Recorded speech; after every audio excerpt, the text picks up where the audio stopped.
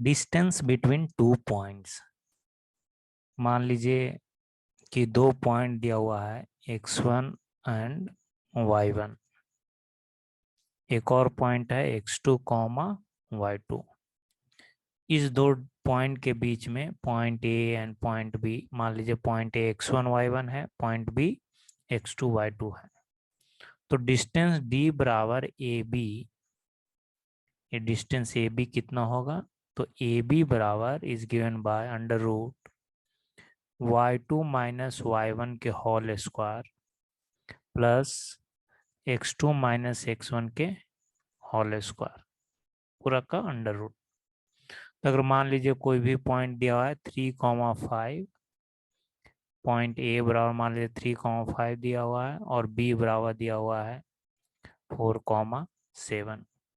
अब इन दोनों के बीच का डिस्टेंस क्या हो गया, उस फॉर्मूला से हम निकाल सकते हैं। डिस्टेंस डी बराबर A be under root y2 कितना हो गया 7 माइनस 5 के होल स्क्वायर प्लस x2 कितना हो गया 4, x1 कितना हो गया 3, 4 माइनस 3 के होल स्क्वायर बराबर हो गया अंडर रूट 2 के स्क्वायर प्लस 1 के स्क्वायर बराबर अंडर रूट 4 प्लस 1 बराबर अंडर रूट 5। तो डिस्टेंस d बराबर क्या आ गया? डिस्टेंस d बराबर अंडर रूट 5, दोनों पॉइंट के बीच का डिस्टेंस अंडर रूट 5 है।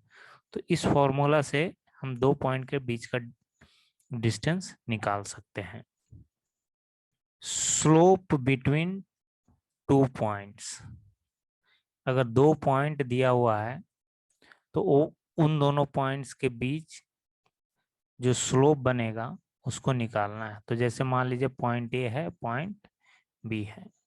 पॉइंट ए मान लीजिए x1 कॉमा y1 है, पॉइंट बी मान लीजिए x2 कॉमा y2 है।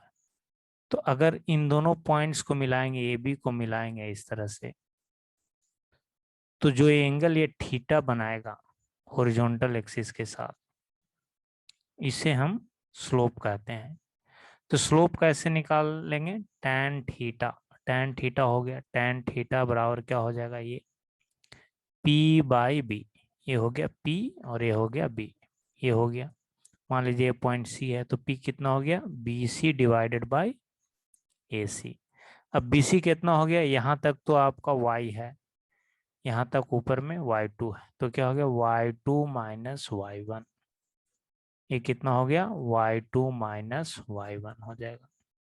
ए सी उसी तरह से कितना हो जाएगा, ये कितना हो जाएगा x2 माइनस x1, तो divided by x2 minus x1। तो यही हो गया स्लोप। tan थीटा को ही स्लोप बोलते हैं।